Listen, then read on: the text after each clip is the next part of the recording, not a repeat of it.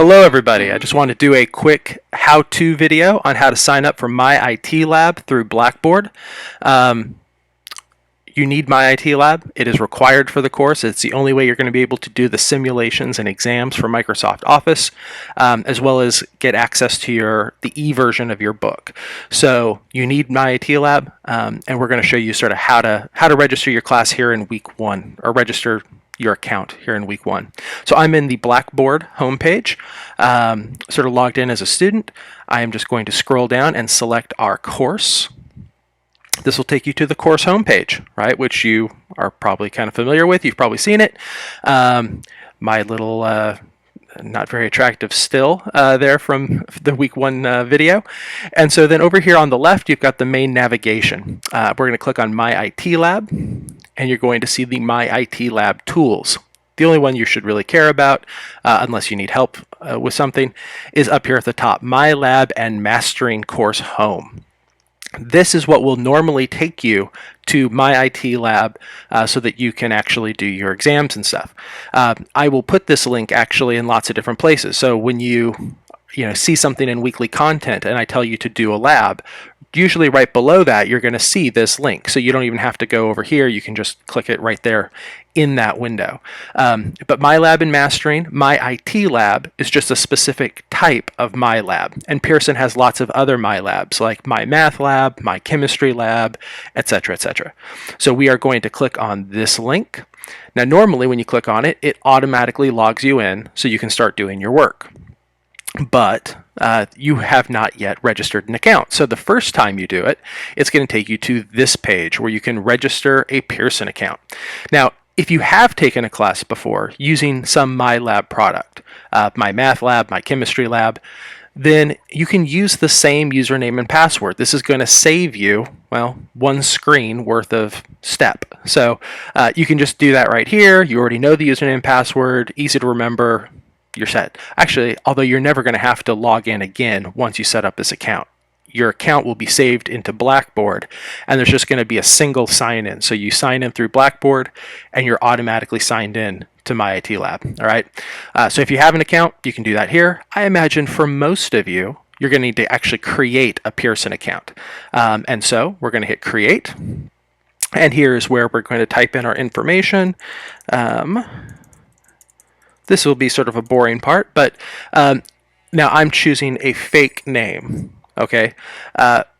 You should obviously use a real name because that would be, more helpful to me.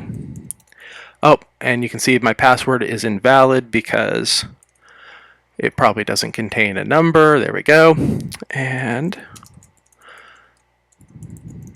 fill in your name, security question. I guess we get to drop down from here. What was the town you were born in? That's going to be Fresno for most people. That's not a very secure question. I actually don't know Jean-Luc Picard's father's middle name, although that seems like the kind of trivia I should be familiar with. What is my account security hint? What? So I'm just going to go with something fake and say, what year was your mother born in? For Jean-Luc Picard, that was probably 2562 or something like that. And down here, I accept these license agreements. Yet again, it's going to take you 80 years over the course of your life if you actually read everything you agree to, but it keeps our lawyers well employed. And I don't really care about helping Pearson. I'm just going to hit Create Account. Okay. Now, remember your username and password. Like I said, you're not going to have to type it in every time, but you may have to at some point when you're trying to get help or do something outside of the norm. Know this. So choose a password and a username you can remember. All right. I'm going to hit Create Account. Do not remember my password right now. And now we're going on to register. So we've got a Pearson account. We actually just need to register MyITLab. Now there are 3 options here on this screen, one of which is a little harder to see than the others. The first one is access code. So if you have an access code for MyITLab, this is where you're going to enter it. Right. In fact, I'm going to push access code. You can see it's a very long sort of thing that you probably got on a card if you bought the book at the bookstore. So if you bought the book at the bookstore, it came with this card. You kind of rip off this little cardboardy thing. There's a code here. Type in that code here, hit finish, and you'll be taken to the next step that the rest of us are going to do another way. So this is if you bought the book from the bookstore, use your access code. If you did not buy your book from the bookstore, you can actually save a bit of money. I think to buy the book from the bookstore, it's a little over $100. I think 108 was what I heard, but I could be off. So it's a little bit more, but now that includes a print copy of the book. So if you want a paper copy of the book, that's probably the option you want to go with. In fact, that's going to be the best deal you're going to find.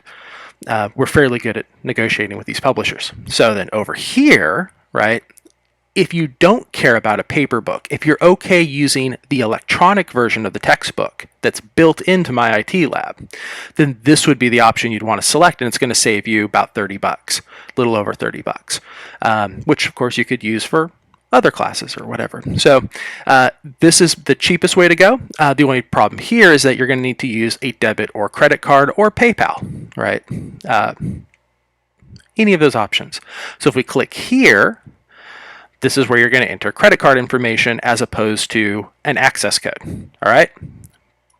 Both of those methods are going to take you to the same next step.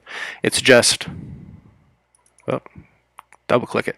And so whether you have an access code or you're just going to purchase directly, this way's a little cheaper. You don't get a textbook, or a paper textbook, I should say.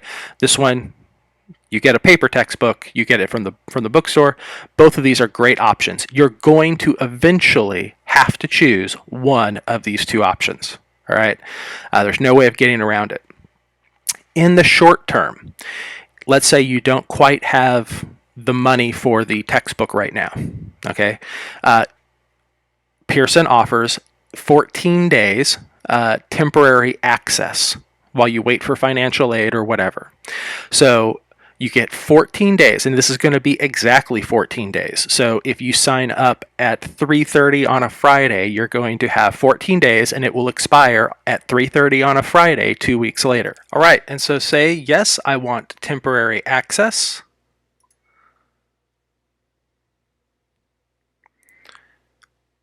And it's processing our order. And you're done. You have temporary access to your online course for 14 days.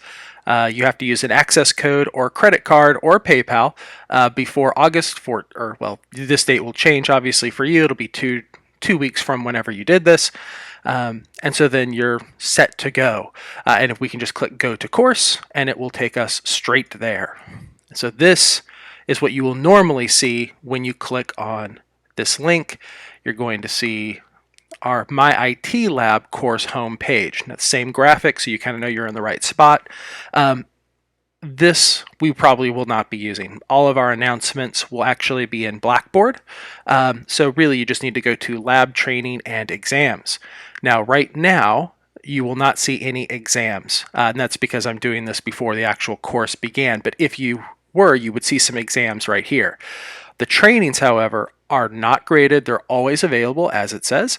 And so you can always get started on the trainings early. Again, you'd want to take any exams that appear here in the list, but for right now, click on Training. Office Fundamentals is our first training, so we're going to go into this folder. And here is the training for the Office Fundamentals exam that you'll be seeing there on the front page in week 2. So I'm going to click on this, and it will launch in a little player here. And like I said, this is completely simulated. So you're going to actually see, I think it's probably going to be, okay, so this is Word. Office Fundamentals kind of goes through a few of the different programs. And so we've got a sort of simulated version of Word right here inside the browser, along with some directions. So place the insertion point. If my doc doesn't pop up, place the insertion point at the beginning of the document and insert a page break. Place the insertion at the beginning of the document again, type direct, well, hey, let's just do the first part first. So my insertion point is actually already at the beginning of the document, so I don't really have to do that. And then I need to insert a page break. I'm going to assume, oh, here I've got some tabs. Insert is probably where I would insert something. Oh, hey, look, there's a page break button. I'm going to go ahead and just click that. Hey, look, I did something right. And then place the insertion point at the beginning of the document again and type director. All right, let's go all the way back up to the top of the document. there I am. I'm going to type in director, and hey, look, everything else automatically filled in for me just like it said it would, and now I'm on to the next task. If you mess up, it will tell you sort of what you did wrong, or at least tell you that you did something wrong. To figure out how to do something, if you don't know how to do it, you can click over here on Learning Aids. Now, read will take you to a link eventually, that will show you the appropriate page for that skill in the lab textbook. We won't talk about the lab textbook very often because you'll just see it as information right here. Presumably the next thing I had to do involved zooming in and out, which would be something you'd see in lots of different versions of the program. I don't really need this, and in fact, I imagine most of you will probably prefer one of these other options. One will be watch. Now if I click watch, I'll actually see a little video that will tell us what we're doing. I'm not going to bother watching the video right now, but if there's a video showing you what to do. Or the last one, which I think is probably the best, practice, will actually take this skill and right here in the window tell you exactly what to do and where to do it. All right. So this training, because of these study tools, are really designed to help teach you the skills for the exam. Now, when you take the exam will look exactly like this. I mean, exactly like this, with the exception that you will not have these tools. So you're actually going to have to get the skill correct. All right. One of the other things you can do, in fact, you can do this for exams as well. I'm just stopping my practice session there, so now I'm back into the training, is save and submit. So submit will obviously submit your assignment. You don't want to do this until you're done with the exam or training. Training actually doesn't matter because I'm not grading it, so if you didn't finish it, it doesn't matter. But save for later is nice because it will save your progress. So if I click on that, yes, I'm okay, and boom.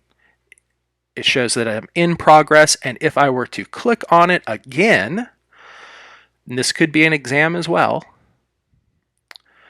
Wait. What you should see is that it's going to pull me in and take me exactly to the place that I was before. Now, it dropped me back one step, right? But that's because all of these steps are actually just one question. If I had moved on to the next question, then it would... that first question would be completely done and it'll stop here. So for those who practice video gaming, your save points are the questions, right? You may lose a little bit of progress if you're halfway through a question when you hit save.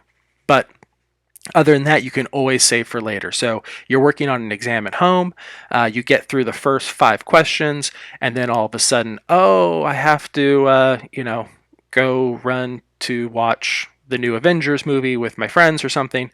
No problem. Save for later. Go enjoy the Avengers. When you come back later that night, you can start right where you left off. All right. So that is MyITLab. Feel free to just leave the page. Signing up for everything. Now, I will say that in doing this, every once in a while, during this process of registering, I've gotten an error. All right, and it's sort of a specific error. So when I click on this, it'll tell me that maybe I've somehow signed out, and which you didn't sign out, by the way, and you need to have a course ID. The course ID is not this course ID, right? It's not the section number for Fresno City College. It's a course ID specifically tied to our MyITLab. All right. That will be in the week 1 folder, as well as under the syllabus link right here, once I put it up for each section. All right, it's going to be specific to your section. Each section will have its own specific course link. So I'm going to put that there so you can use it if you happen to get that error. I'm hoping nobody does, but if you do. And normally, when you click on this link, it will just take you straight into MyITLab, ready to do your labs.